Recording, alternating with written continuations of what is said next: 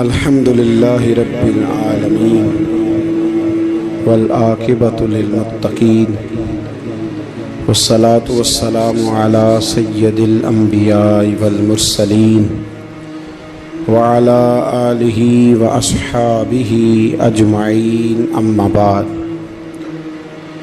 أعوذ بالله من الشيطان الرجيم بسم الله الرحمن الرحيم يجاهدون في سبيل الله ولا يخافون لومة لائم ذلك فضل الله يؤتيه من يشاء والله واسع عليم صدق الله العظيم وصدق رسوله النبي الكريم إن الله وملائكته يصلون على النبي يا أيها الذين آمنوا صلوا عليه وسلموا تسليما اللهم صل على سيدنا ومولانا محمد معدن الجود والکرم وآلہ وصحبہ وبارک وسلم۔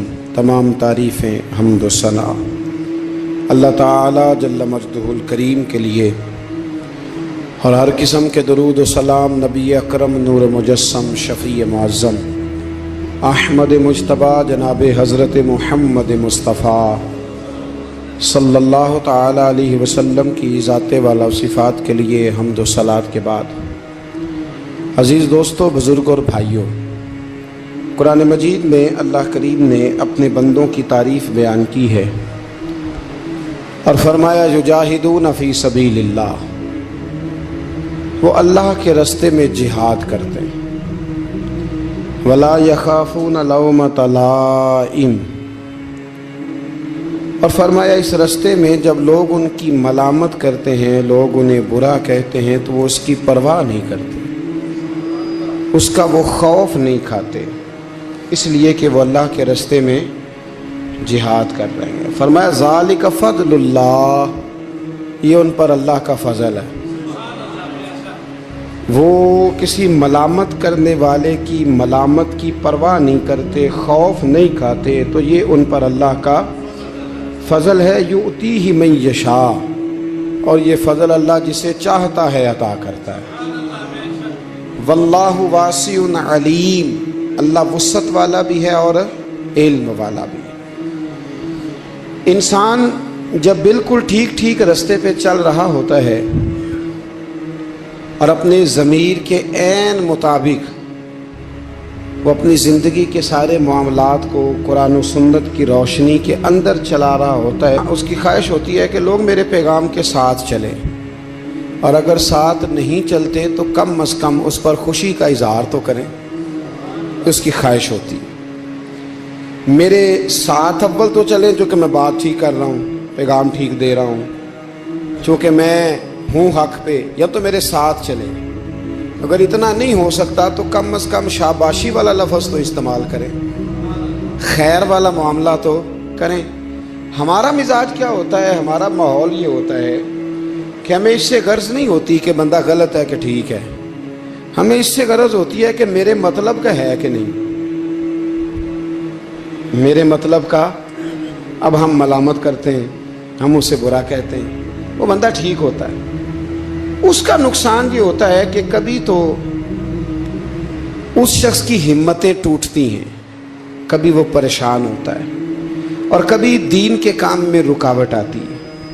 کبھی یہ ہوتا ہے کہ انسان چونکہ اللہ تبارک و تعالیٰ کے دین کی خاطر صحیح نکلا ہوتا ہے، تو یہ جو ملامت کرنے والا ہوتا ہے یہ پھر اس کھاتے میں چلا جاتا ہے جس کھاتے میں اکثر وہ لوگ رہے جو دین کے مخالف رہے۔ تو آپ اگر ٹھیک چل رہے ہیں، آپ کا راستہ ٹھیک ہے، آپ کا تعین ٹھیک ہے، پھر آپ کو ملامت کرنے والوں کی ملامت کی پرواہ نہ کرنا، یہ قرآن کا حکم ہے، یہ قرآن مجید کا حکم ہے، یہ نبی کریم علیہ السلام کا پیغام ہے۔ ہم کیا کرتے ہیں، ہم یہ دیکھتے ہیں کہ لوگ ذرا ملامت کرنے لگ گئے، برا کہنے لگ گئے، تو ہم اچھے کام سے پیچھے ہٹتے ہیں۔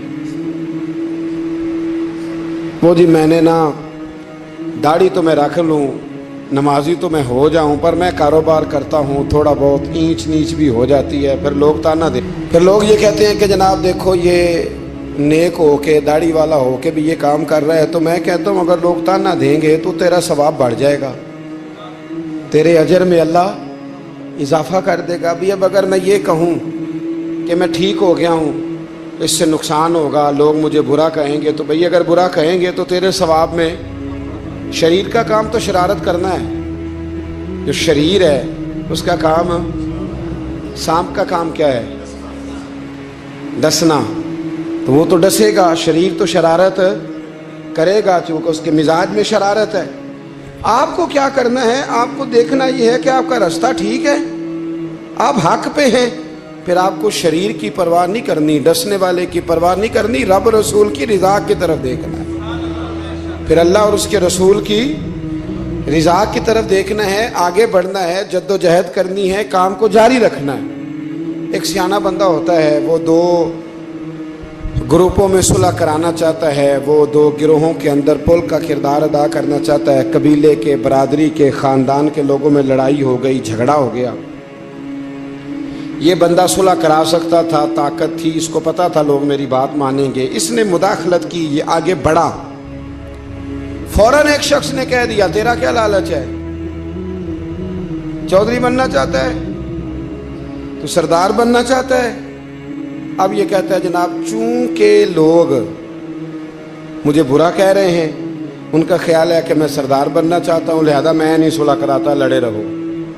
حالانکہ میرے نبی کریم سید عالم نور مجسم صلی اللہ علیہ وسلم نے ارشاد فرمایا ہے، محبوب کریم علیہ الصلوۃ والسلام نے فرمایا دو گروہوں میں جو صلح کرائے گا رب 2 حج اور 2 عمرے کا ثواب عطا فرمائے گا۔ اب اگر اس نے اس لیے صلح کرانی تھی واقعہ ہی کہ یہ دونوں گروہ مجھے چودھری مانے، تو پھر تو ایک نے انکار کر دیا کہ میں چودھری نہیں مانتا، تو یہ پیچھے ہٹ گیا۔ تو اگر اس لیے صلح کرانی تھی کہ رب 2 حج اور 2 عمرے کا ثواب دے، تو پھر کوئی اچھا کہے یا برا کہے، اس کو چاہیے یہ آگے بڑھے اور 2 لوگوں کے سروں کو جوڑ دے، صلح کرا دے، اطمینان کرا دے، شعور کرا دے۔ ہمارے ہاں یہ ہوتا ہے کہ ہم جب یہ دیکھتے ہیں نا کہ لوگ کیا کہہ رہے ہیں، لوگوں کا کیا مطمع نظر ہے، تو ہم بہت ساری کمزوریوں کا شکار ہوتے ہیں، بہت ساری کوتاہیاں کر جاتے ہیں، بہت ساری غلط فہمیاں اور غلط فیصلے ہم سے سرزد ہوتے ہیں۔ یہ کبھی نہیں سوچنا کہ لوگوں کی یہاں رائے کیا ہے، اچھا کہہ رہے ہیں، برا کہہ رہے ہیں۔ آپ نے یہ دیکھنا ہے کہ آپ کر کیا رہے ہیں۔ اگر اچھا کر رہے ہیں تو پھر آپ منزل پر صحیح ہیں، پھر آپ نے رستہ چھوڑنا نہیں، آپ نے سفر بڑا سادہ سا کام ہے آج کل ہمارے ہاں۔ اگر خاندان کے اندر، قبیلے کے اندر 2 لوگوں کے رشتہ ہو سکتا ہے، لڑکا اور لڑکی ہمارے اپنوں کے ہیں اور ہماری تھوڑی سی مداخلت سے معاملہ ٹھیک ہو سکتا ہے، تو میں نے یہ دیکھا ہے کہ بڑے بوڑھے، سارے نہیں لیکن اکثر الا ماشاءاللہ، وہ مداخلت نہیں کرتے۔ ان کی تھوڑی سی کوشش تھے، خاندانوں میں جو تھوڑی تھوڑی باتیں ہیں وہ دور ہو کے رشتے ہو سکتے ہیں، وہ کوشش کیوں نہیں کرتے؟ میں نے یہ کہتے ہوئے لوگوں کو سنا ہے کہ بعد میں جو شکایتیں آئیں گی وہ کون پوری کرے گا؟ آپ کے بہو اور بیٹے کی جو شکایتیں ہیں وہ کون پوری کر رہا ہے؟ آپ کر رہے ہیں نا؟ اگر آپ یہ دیکھیں یہ کام کتنا اچھا ہے کہ آپ نے 2 گھروں کو ملا دیا۔ نبی کریم علیہ السلام نے حضرت ربیہ بن کعب کا نکاح بھی کرایا ہے، حضرت اسامہ بن زید کا بھی حضور نے رشتہ کرایا ہے۔ نبی پاک علیہ السلام ان کاموں پر توجہ دیتے کہ جہاں میرے آگے بڑھنے سے کہیں غلاموں کے بھلے ہو سکتے ہیں تو حضور آگے بڑھتے، وہ بھلا کرتے۔ ہمارا کردار کمزور ہو جاتا ہے، ہم کہتے ہیں جی وہ شکایتیں، وہ جو علماء آئیں گے تو وہ کس نے لینے ہیں؟ تو ایک بزرگ سے میں نے محبت کے ساتھ کہہ دیا تھا، میں نے کہا آپ کی کتنی زندگی ہے؟ 60-70 کے تو آپ ہو ہی گئے۔ آپ اپنی زندگی سیف کر رہے ہیں اگلے والی کہ مجھے کوئی شکایت نہ دے، ملامت نہ کرے، لیکن 2 خاندان جوڑ رہے ہیں، اس سے آپ کنارہ کر رہے ہیں۔ آپ 10 سال اور زندہ رہ لیں گے، 15 زندہ رہ لیں گے، آپ اپنے ان 15 سالوں کو تو محفوظ کر رہے ہیں، لیکن جو اتنا بڑا خیر کا کام تھا، اچھائی کا کام تھا، بھلائی کا کام تھا، اس کام سے آپ رک رہے ہیں۔ اسی طرح 2 آدمی لڑائی کر رہے ہیں، جھگڑا کر رہے ہیں، ایک بدتمیز ہے، شرارتی ہے، ظلم کر رہا ہے، زیادتی کر رہا ہے، تکلیف دے رہا ہے، ہمیں پتہ یہ بندہ غلط ہے، ہمیں اس کے خلاف احتجاج کرنا چاہیے، ہمیں اسے روکنا چاہیے، یہاں ہمیں کوشش کرنی چاہیے، لیکن ہم کہتے ہیں کہ میرا بھی نام آ جائے گا، تو وہ اس کے بارے میں لگا ہوا ہے نا. تو بھائی یہ یاد رکھیں، مکافات عمل ہے. اگر شر کو روکا نہیں جاتا تو شر پھیل جایا کرتا ہے. اس لیے میرے نبی کریم صلی اللہ تعالی علیہ وسلم نے فرمایا اپنے بھائی کی مدد کرو، وہ ظالم ہو تب بھی مدد کرو، مظلوم ہو تب بھی مدد کرو. تو صحابہ نے عرض کی یا رسول اللہ مظلوم کی مدد تو سمجھ میں آتی ہے، تو ظالم کی کیسے مدد کریں؟ اگر بھائی ظالم ہو تو پھر بھی مدد کرو، تو مظلوم کی مدد تو سمجھ میں آئی، تو یہ جو ظالم بھائی ہے اس کی کیسے مدد کریں؟ تو حضور نے فرمایا اسے ظلم کرنے سے روک دو.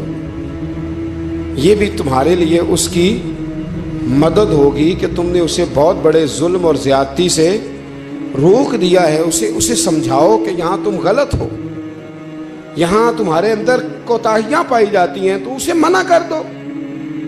یہ بھی تمہاری مدد ہے. ہم کیا کہتے ہیں؟ ہم کہتے ہیں کہ مینوں کی لگے، میرا بھی ذکر آئے گا، میرا بھی. تو بھی ایسا نہیں ہوتا. شر کو روکنا ہے، برائی کو روکنا ہے. پھر اس رستے میں اگر کوئی شخص ملامت کرتا ہے تو اس ملامت کی پرواہ نہیں کرنی. یہ قرآن مجید کا حکم ہے. حضرت ابو ذر غفاری رضی اللہ تعالیٰ عنہ کہتے ہیں کہ دار ارقم میں نا صحابہ کرام چھپ چھپ کے نمازیں پڑھتے تھے.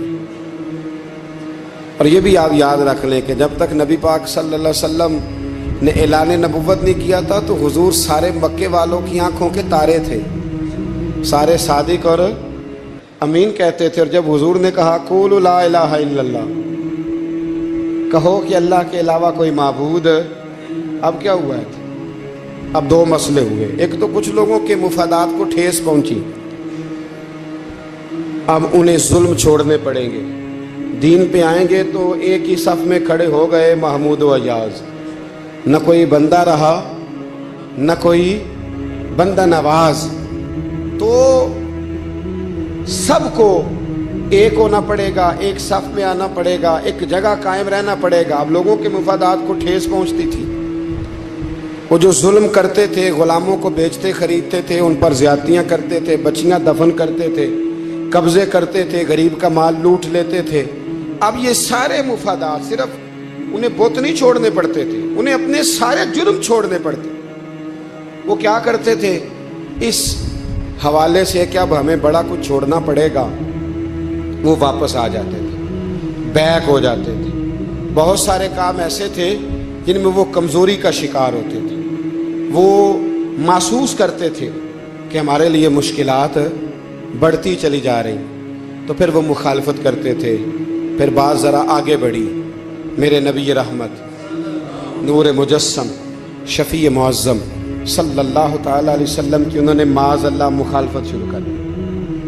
کلمہ یہ نہیں دیکھا کہ ہمیں حق بات کہی جا رہی ہے تو حق بات پہ عمل کریں، بلکہ حضور کی ایک گروپ یہ تھا. دوسرا گروہ وہ تھا حضرت ابو سفیان رضی اللہ تعالیٰ عنہ مسلمان ہوئے تو وہ بیان کرتے ہیں کہ اس زمانے میں نا اخنس بن شریح نے کہا تھا ابو جہل سے کہ یار ساری زندگی امین صادق اور امین کہتے رہے ہیں، آج ان کی کن پٹیوں پہ سفید بال آئے ہیں اور انہوں نے اعلان نبوت کیا تو ہم کیوں نہیں مانتے؟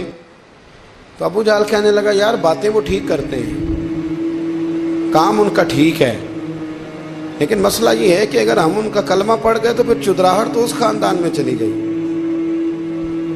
چودراہٹ کی بنیاد پر حق بات کی مخالفت، کہ چودراہٹ ادھر چلی گئی ہے، بڑائی ادھر چلی گئی ہے، تو حق بات کی مخالفت اس بنیاد پر لوگوں نے شروع کر دی. اب ملامت کی جو وجوہات ہوتی ہیں وہ یہاں حسد ہوتا ہے یا عداوت ہوتی ہے، یا اس کی بنیاد یہ ہوتی ہے کہ وہ آپ کے مفادات کو ٹھیس پہنچ رہی ہے، یا محسوس کر رہے ہیں کہ بڑائیاں کسی اور طرف چلی گئیں. تو میرے رسول کریم سید عالم نور مجسم شفیع معظم صلی اللہ تعالی علیہ وسلم نے دار ارقم کے اندر پہلے حضور آنکھوں کے تارے تھے، پھر یہ حالت ہوئی کہ چھپ کے دار ارقم کے اندر صحابہ نے مجھے کہا کہ باہر جا کے بتانا نا. کہتے ہیں نبی پاک نے جب نصیحتیں کی نا تو حضور نے مجھے یہ نصیحت فرمائی کہ ابو ذر کلمہ تو نے پڑھ لیا ہے، اب لوگ تمہیں برا کہیں گے، ملامت کریں گے، پر تم نے کسی ملامت والے کی پرواہ تم نے کسی کی پرواہ، تم نے پرواہ نہیں کرنی. کہتے میں نے وعدہ کر لیا. حضرت ابو ذر غفاری رضی اللہ تعالیٰ عنہ ارشاد فرماتے ہیں کہ میں نے حضور سے وعدہ کر لیا کہ اب میں کسی کی پرواہ. اب جب میں باہر نکلنے لگا تو صحابہ میں سے بعض نے مجھے مشورہ دیا کہ ابھی بتانا نہ کسی کو، کیونکہ یہاں لوگ ملامت کرتے ہیں، برا کہتے ہیں، مارتے ہیں. تو حضرت ابو ذر کہتے ہیں میں نے ان کی طرف پلٹ کے دیکھا، پلٹ کے، اور میں نے کہا بھائی اب جو جس کے دل میں آتا ہے وہ کہے. غلامی کر لی ہے تو اب کر لی ہے، کلمہ پڑھ لیا ہے تو اب پڑھ لیا ہے. اب جس نے جو کہنا ہے وہ کہے، جو کرنا ہے وہ کرے. بات ختم ہو گئی. اب طے جو کر لیا ہے، اب تیرے ہو جو گئے، اب تیرے ساتھ نسبت ہو جو گئی تو اب تیرے ہیں. اور کہنے لگے میں نے حضور سے وعدہ کیا ہے کہ اب میں کسی کی پرواہ نہ کریں. داتا گنج بخش علی اجویری رحمت اللہ علیہ فرمایا کرتے تھے کہ حق بات پر اور سچے رستے پر چلنے کا تو مزہ ہی تب آتا ہے جب دل ٹوٹتا ہے، جب تکلیف ہوتی ہے. تو رب فرماتا ہے مجھے ڈھونڈنا ہو تو ٹوٹے ہوئے دلوں کے پاس ڈھونڈا کرو. میں ٹوٹے ہوئے دلوں کے پاس ملتا ہوں. مجھے ڈھونڈو تو وہاں جا کے ڈھونڈو. میں ٹوٹے ہوئے دلوں میں ملتا ہوں، وہاں مجھے تلاش کرو، میں وہاں ملوں گا. جب آپ کی لوگ مذمت کرتے ہیں، جب آپ کو لوگ برا کہتے ہیں اور آپ ہوتے ہیں حق پہ، پھر مزہ کتنا آتا ہے، پھر لطف کتنا آتا ہے. آپ بظاہر تکلیف میں ہوتے ہیں لیکن وہ جو آپ کے اندر کی، اور پھر آپ کو وہ چیزیں محسوس کرنے بھی مزہ آتا ہے کہ نبی کتنی تکلیف میں رہے، رسول کتنی. ایک بات میں نے سورہ اعراف میں دیکھی، اس کو کبھی کبھی دیکھتا ہوں تو میں ورطہ حیرت میں گم ہو جاتا ہوں کہ یہ بھی ہوتا ہے. حضرت موسیٰ اللہ کے بڑے لاڈلے نبی ہیں یار، وہ پیغمبر، رب کریم کے وہ رسول کہ جن کا اللہ تعالیٰ نے قرآن مجید کے کم و بیش ہر پارے میں تذکرہ فرمایا ہے. اور اللہ کے وہ لاڈلے نبی جن کے لیے رب کریم نے دریا کو کہا کہ رستہ چھوڑ دے، 12 رستے بن گئے. اللہ کے وہ نبی جن کے لیے اللہ نے من و سلوہ نازل فرمایا. اللہ کے وہ رسول جو پتھر پر اپنا عصا مارے تو اللہ 12 چشمے پانی کے جاری فرما دے. اللہ کے وہ نبی جو اپنا عصا، اپنی چھڑی زمین پر پھینک دیں تو وہ اژدہا بن جائے. حضرت سیدنا موسیٰ کلیم، اور سب سے بڑی بات یہ جن سے رب خود باتیں فرمائے، اللہ جن سے کلام فرمائے. ابن یعقوب کو اللہ نے صورت بخشی، ید بیضا کی کلیم اللہ کو نعمت بخشی. ہر نبی کو کوئی عزت کوئی عظمت بخشی، پر میری سرکار کو بے پردہ زیارت بخشی. میری سرکار کو بے پردہ زیارت بخشی. نبی کریم علیہ السلام سے قبل حضرت موسیٰ علیہ السلام کتنا اللہ نے شان دیا ہے. لیکن حضرت موسیٰ کے آنے سے پہلے بنی اسرائیل کے بچے قتل ہونے لگے. آپ نے ساری بات سنی ہوئی ہے، فرعون نے خواب دیکھا تھا، پھر بچے قتل کرانے لگے کہ وہ بچہ پیدا نہ ہو. اور پھر حضرت موسیٰ تشریف لائے تو بنی اسرائیل کو کچھ جہاد بھی کرنا پڑا، اس کے فرعون کے خلاف لڑنا بھی پڑا، آگے بھی بڑھنا پڑا. تو سورہ اعراف میں مفہوم آیت یہ ہے کہ ایک دن بنی اسرائیل والے حضرت موسیٰ سے کہنے لگے کہ معاذ اللہ آپ کے آنے سے پہلے بھی ہم تکلیف میں تھے اور آپ کے آنے کے بعد بھی ہم اذیت میں ہیں. بڑا مشکل نہیں یہ لفظ کسی کا بیان کرنا کسی کے لیے کہ آپ کے سبب سے گویا ہمارے بچے قتل ہوئے اور آپ کے سبب سے ابھی بھی ہم تکلیف میں ہیں، ہم اذیت میں آئے ہیں. میرے بھائیوں، پھر سچ کہا تھا نا حضرت سعد بن عبادہ نے کہ یا رسول اللہ ہم حضرت موسیٰ کی قوم نہیں، ہم حضرت موسیٰ کی قوم نہیں جو آپ سے کہیں گے آپ لڑیں یا آپ کا رب لڑے. حضور ہم تو آپ کے غلام ہیں، آپ جہاں جہاں اشارہ کرتے جائیں گے ہم سر قربان کرتے جائیں گے. ہم وہ نہیں ہیں جو کہیں گے آپ لڑیں اور آپ کا رب لڑے. حضور ہم حاضر ہیں اور حاضر رہیں گے، جاننے دیں گے، گردنیں کٹائیں گے. حاضر ہیں اور حاضر، بولیے حاضر ہیں اور حاضر. غلامان محمد جان دینے سے نہیں ڈرتے، یہ سر کٹ جائے یا رہ جائے کچھ پرواہ نہیں کرتے. تو رسول کریم صلی اللہ تعالی علیہ وآلہ وسلم سے قبل آپ دیکھیے حضرت موسیٰ کے لیے اتنی بڑی بات کر دی جناب موسیٰ کی قوم. کہ حضرت موسیٰ پھر بھی دین حق کی بات کرنے سے پیچھے ہٹے. یہ اللہ کے بندوں کا طریقہ رہا ہے کہ وہ ملامت کی پرواہ. کس صوفی کو برا نہیں کہا گیا. آپ صوفیاء کے حالات پڑھ کے دیکھ لیں, ان پر فتوے ہیں, کسی پر کوئی ہے اور کسی پر کوئی ہے. آپ علماء, سب علماء کو نکال کے دیکھ لیں, کسی پر لوگوں نے کوئی چارج شیٹ لگا دی ہے, کسی پر کوئی فتویٰ دے دیا ہے, کسی پر کوئی بات کر دی. لوگ, مخلوق تو فنکار ہے اس درجہ کے پل بھر میں. سنگے در کعبہ سے بھی اصنام تراشے, تم کون ہو کیا چیز ہے داغ کبابی. لوگوں نے تو مریم پہ بھی الزام تراشے. لوگ کیا کرتے ہیں؟ لوگ مشائخ پر الزام لگاتے ہیں, برے الزامات معاذ اللہ. اعلیٰ حضرت فاضل بریلوی نے بعض لوگوں پر فتوے دیے تھے. یہ بڑا مشکل کام ہوتا ہے لوگوں کی اصلاح کی بات کرنا. اعلیٰ حضرت نے 4 بڑے لوگ تھے جن کو لوگ بڑا جانتے تھے, ان کی غلطیوں پر انہیں تنبیہ کی اور کہا کہ اگر آپ رجوع کر لیں, توبہ کر لیں تو آپ کے لیے دروازہ بھی کھلا ہے. لیکن سب زور لوگوں نے اس بات پہ لگا دیا کہ وہ شدت پسند تھے. ملامت کی, ان کے خلاف کتابیں لکھی, جانے کیا کیا کہا. ان کی اس ایک بات کو لے کر جو کہ عین حق تھی, لوگوں نے شدت پسند کہا. اور جو فاضل بریلوی نے ساری زندگی عشق رسول کا درس دیا, جو 1000 سے زیادہ کتابیں لکھی, جو انہوں نے رسول اللہ کے ترانے لوگوں کو یاد کرائے, جو انہوں نے ہر عنوان پر قلم اٹھایا, لوگ ان کی خدمات کو بھول گئے.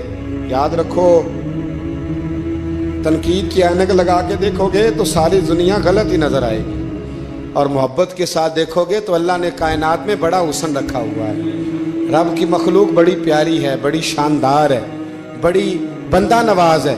میرے علیہ الصلوۃ والسلام کے غلاموں میں جتنے لوگ بھی تھے, ان سب کے, یہ جو ہمارا خیال ہوتا ہے نا کہ سارے لوگ ہمیں اچھا کہے, یہ خیال سرے سے درست ہے ہی نہیں. ساری دنیا مسلمان ہو گئی, اللہ کو ماننے لگی ہے, حضور کا کلمہ پڑھنے لگی ہے, تو آپ کو سارے اچھا کیسے کہہ دیں گے؟ جب رب رسول کے بارے میں ابھی سارے لوگ کلمہ نہیں پڑھتے, مطیع اور فرما بردار, تو آپ کا یہ دعویٰ کیسے ہے؟ آپ یہ کیسے محسوس کرتے ہیں؟ حضرت جنید بغدادی رحمت اللہ علیہ ایک شخص کا جنازہ پڑھ کے فارغ ہوئے تو لوگوں نے کہا حضور بڑا ہی اچھا آدمی تھا, ہر بندہ اس کی تعریف کرتا ہے. آپ فرمانے لگے غلطی ہو گئی, اس کا جنازہ نہیں پڑھنا چاہیے تھا.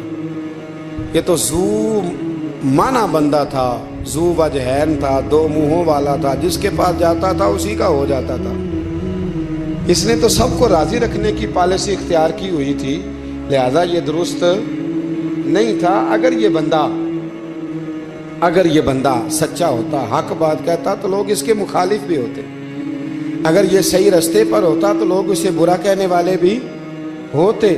تو چونکہ یہ درست نہیں تھا, باتیں چھپاتا تھا, غلطیاں کرتا تھا, جدھر جاتا تھا اسی کا ہو جاتا تھا, لہذا کوئی اسے برا نہیں کہتا. تو اس کا مطلب یہ ہے کہ یہ حق بات نہیں کہتا تھا. حضرت جنید بغدادی خود ایک دن گزر رہے تھے گلی سے, مرید شاگرد عقیدت مند ساتھ تھے, تو ایک شخص نے آپ سے کہا معاذ اللہ ثم معاذ اللہ, کہنے لگا او زندیق, یعنی اے بے دین, او زندیق. جب اس نے یہ لفظ کہے نا تو آپ کے شاگردوں کو بڑا برا لگا, غصہ آیا. حضرت جنید بغدادی رحمت اللہ علیہ نے پلٹ کے اس شخص کی طرف دیکھا تو آپ ہنسے, فرمانے لگے یار سارے بغداد کو میرا ایک ہی نام یاد تھا کہ میں دیندار ہوں, تو نے اچھا کیا ایک اور نام بھی یاد کرا دیا ہے. چلو ایک اور نام بھی لوگوں کو یاد ہو گیا, پہلے سارے بغداد کو میرا, بولیے, ایک ہی نام پتا تھا کہ جنید بڑا اچھا کیا تو نے. حضرت مولانا ظفر الدین صاحب بہاری ملک العلماء, انہوں نے بخاری کی شرح لکھی ہے, اعلیٰ حضرت رحمت اللہ علیہ کے خلیفہ تھے. مولانا ظفر الدین بہاری رحمت اللہ تعالی علیہ, آپ فرماتے ہیں کہ اعلیٰ حضرت کو نا بے شمار خط آتے تھے. اب تو ٹیلی فون کا رواج ہے, تو اس زمانے میں خطوط ہی, ویسے خط بھی بڑا شاندار ہوتا تھا, بندہ سوچ سمجھ کے تو لکھ لیتا تھا نا. تو بڑے خط آتے تھے اعلیٰ حضرت کو, خطوط پر ہی آپ جواب دیا کرتے تھے. خط آتے, کسی نے کسی لقب سے پکارا ہے, کسی نے کسی نام سے پکارا ہے, کسی نے ایک خط آیا تو اس میں بڑے غلط لفظ لکھے تھے, بڑے بڑے غلط جملے, معاذ اللہ ثم معاذ اللہ, ملامتی لوگ جو ملامت کرنے والے ہوتے, انہیں بڑی تکلیف پہنچائی تھی. تو اعلیٰ حضرت فاضل بریلوی رحمۃ اللہ تعالیٰ علیہ کے خلیفہ مولانا ظفر الدین صاحب بہاری رحمۃ اللہ علیہ نے وہ خط جب پڑھا تو بڑا غصہ آیا، بڑا جلا۔ اعلیٰ حضرت رحمۃ اللہ علیہ فرمانے لگے کیا ہوا؟ عرض کی اور اس نے بڑے برے لفظ لکھے ہیں، میں اس پر مقدمہ کروں گا، کیس کروں گا، عدالت جاؤں گا۔ تو اعلیٰ حضرت فرمانے لگے وہ پہلے جس نے پیارے لفظ لکھے ہیں پہلے اس کے لیے انعام کا اعلان کرنا، پہلے کوئی جائیداد دے، کوئی تحفہ دے، پھر اس پر مقدمہ بھی کر لینا۔ فرمایا اگر اتنے لوگ اچھا کہہ رہے ہیں تو دو چار ایسے ہیں بھی تو میں یہ کہا کرتا ہوں کہ چلو نظر نہیں لگتی۔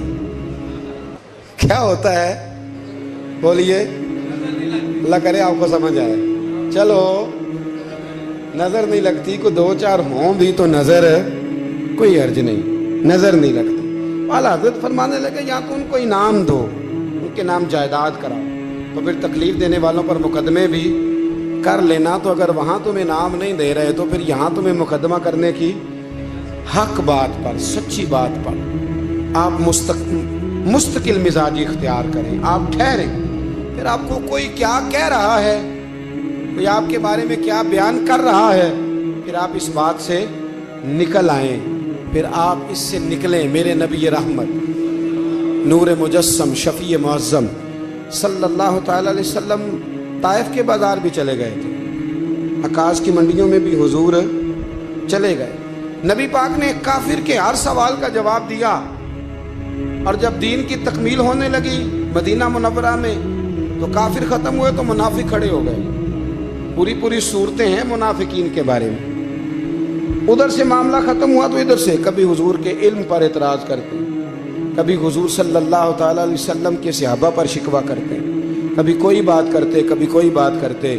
لیکن میرے حبیب کریم علیہ السلام نے ہمیشہ ڈٹ کر، کھڑے ہو کر، استقامت کے ساتھ ہر بات کو سنا اور امت کو یہ پیغام دیا کہ تم نے سچی بات پر کھڑے رہنا ہے، تم نے دائیں بائیں پلٹنا نہیں ہے۔ امام احمد بن حنبل رحمت اللہ ہے، امام احمد بن حنبل بہت بڑے امام تھے، 14 جلدوں میں کتاب لکھی آپ نے حدیث پاک، مسند امام احمد بن حنبل، اور کلیجہ ٹھنڈا ہو جاتا امام صاحب کی تحریریں پڑھتے۔ اتنے بڑے آدمی، ہر دور میں کوئی نہ کوئی فتنہ پیدا ہوتا ہے، تو فتنہ اس طرح پیدا ہوتا ہے کہ لوگ دین کا نام لے کے بعض اوقات فتنہ کرتے ہیں۔ مرزا غلام احمد قادیانی جب آیا تھا تو وہ تشریحات ہی کرتا تھا معاذ اللہ دین کی، کبھی اپنے آپ کو محدث کہتا تھا، کبھی مفسر کہتا تھا، پھر آہستہ آہستہ وہ مجدد بننے لگا، پھر کہنے لگا میں ذلی نبی ہوں، بروزی۔ پھر اس بے ایمان نے کھل کر اپنے باطن میں چھپی ہوئی ہر غلاظت کا ذکر کرنا شروع کیا۔ تو دین کے اندر داخل ہو کر دین کا نام لے کر جو فتنے برپا کیے جاتے ہیں، اللہ تعالیٰ ان سے محفوظ فرمائے، اللہ تعالیٰ ہمیں محفوظ فرمائے۔ دین کا نام لے کر، لبادہ اوڑھ کر، لائسنس لے کر دین کا جو فتنے لوگ برپا کرتے ہیں، بڑے خطرناک، بڑے خوفناک وہ بھی فتنے ہوتے ہیں۔ حضرت امام احمد بن حنبل کے زمانے میں ایک فتنہ اٹھا تھا خلق قرآن کا، خلق قرآن کا، کہ قرآن اللہ کی تخلیق ہے یا اللہ کا کلام ہے۔ لوگ گنجائشیں نکالتے ہیں نا اس طرح کے جملے کہ لوگوں کو کیسے قرآن پاک سے یا حضور کے فرمان سے یا دین سے دور کیا جائے، تو تعویلات کرتے ہیں۔ ایک فتنہ تھا، امام صاحب نے ڈٹ کے فتویٰ دیا کہ قرآن مجید اللہ کا کلام ہے، یہ اللہ کا کلام ہے، حضور علیہ السلام پر نازل ہوا ہے۔ امام صاحب نے اعلان کیا، ڈٹے، تو بادشاہ وقت نے آپ کو قید کر دیا، پولیس بھیجی، امام صاحب کو پکڑ کے لے گئی۔ جیل میں جانا کو برا نہیں، سارے جیل میں قیدی برے نہیں ہوتے، جیل میں تو حضرت یوسف بھی رہے ہیں، حضرت یوسف علیہ السلام بھی جیل میں، سارے لوگ جرم کر کے نہیں آئے ہوتے، کچھ عدل کر کے بھی جیل میں آئے ہوتے ہیں۔ لیکن اس کا غلط ترجمہ نہ کر لینا، جیل میں برے بھی ہوتے ہیں، برے بھی جیلوں میں اپنی مرضی کی لائنیں بھی لوگ بنا لیتے ہیں نا، تو اچھے لوگ بھی بعض اوقات بعض آزمائشوں کے سبب جیلوں میں جاتے ہیں۔ امام احمد بن حنبل کو جب گرفتار کر کے لے گئے نا، تو امام صاحب کچھ دن جیل میں رہے۔ جب واپس تشریف لائے امام احمد بن حنبل رحمۃ اللہ علیہ، جب آپ واپس تشریف لائے تو آپ کے صاحبزادے کہتے ہیں کہ ابو الحسن نام کا ایک چور تھا، ابو الحسن نام کا پکا چور تھا، پکے چوروں کا بھی سب کو پتہ ہوتا ہے نا، सारा बगदाद जानता था कि पक्का चोर है। लेकिन इमाम साहब कुछ महीने जेल में रह के वापस आए तो हर नमाज के बाद उस चोर के लिए दुआ करते, कहते अल्लाह अबुल हसन पे रहम फरमा, अल्लाह उस पर। हद हो गई हजरत, चोर से मुलाकात। अब आप जेल जाएंगे तो ऐसे लोगों से मुलाकातें तो होंगी ना, कातिलों से भी, चोरों से भी, दहशत गर्दों से भी, तकरीबकारों से भी। इमाम साहब की मुलाकात हो गई थाने में, जेल में। हर नमाज के बाद दुआ करते। आपके साहिबजादे कहते हैं मैंने एक दिन कहा अब्बा जी उस चोर के लिए आप दुआ करते हैं तो नमाज में बड़े नमाजी शरीक होते हैं, किसी नमाजी का ख्याल कहीं जाता है, किसी का कहीं जाता है, तो आप बता ही दे बात क्या है। तो इमाम साहब फरमाने लगे यार है वो चोर, पर उसने मुझे एक बहुत बड़ी नसीहत कर दी चोर ने। हम तो मुहद्दिसीन और उलमा की बात नहीं ना सुनते, तो नसीहत लेने वाले कहते हैं जहां से अच्छी बात मिले वहां से ले लो। कहते हैं चोर ने मुझे एक नसीहत की। हुजूर वो क्या? कहते हैं जब मैं थाने में गया तो वो भी थाने में था, मेरे साथ मुलाकात हुई तो कहने लगा हुजूर आप हक और सच पे हैं, हुजूर आप हक और सच में। कहने लगा मैं चोर हूं, चोरी के इल्जाम में आया हूं। पहली दफा नहीं आया, कई दफा आ चुका हूं। बादशाह और कोतवाल के यहां मेरा नाम दर्ज है, कई दफा आ चुका हूं, मेरा इनके पास नाम दर्ज है। ये मुझे बड़ा मारते हैं पर मैं बुरा हूं तो बुराई पे डटा हुआ हूं, मैं कभी बाज नहीं आया। ये मुझे मारते हैं, मेरी जमानत होती है, फिर जाता हूं बुरा काम करता हूं। कहने लगा हुजूर अगर मैं बुरे काम पे डटा हूं तो ख्याल रखना आप तो अच्छा काम करके आए हैं। हुजूर जरा डट के रहना, देखना जरा डट के रहना, इसमें कोई कमजोरी ना दिखाना, तो अच्छे काम के लिए आए। तो इमाम अहमद बिन हंबल फरमाते हैं मुझे उसकी बात याद रह गई। उसने मुझे कहा कि आपने परवाह नहीं करनी कि लोग कहेंगे जेल गए हैं तो थाने गए हैं तो कचहरी गए हैं तो ये हुआ है तो फलां हो, ना ना ना ना, ने डटना है और डट के रहना है। दोस्तों इस तक लोग क्या कह रहे हैं, लोग कहाँ खड़े हैं, इसको छोड़ें। आप ये बताएं आप हक पे हैं, आप सही कर रहे हैं, आपका ज़मीर मुतमईन है, अल्लाह रसूल की बारगाह में आप सुरखरू हैं, आप इसको देखें। और किसी मलामत करने वाले की मलामत की परवाह न करें। ये आज का पैगाम है। हमारे बुजुर्गों का तरीका ये था कि वो डटते थे, वो बात करते थे, खरी बात करते थे, सच्ची बात करते थे, अवामी राय की परवाह नहीं करते थे। शरीर लोग शरारत करते हैं, वो शरारतें करेंगे, लेकिन काम सच्चा और हक का ये है कि आप अगर हक पे हैं, दुरुस्त हैं, फिर जिस सही काम आप निकले हुए हैं आप हमेशा उस काम को करते रहें। अल्लाह तबारक व तआला समझने की तौफीक अता फरमाए। आखिर दावा यानी।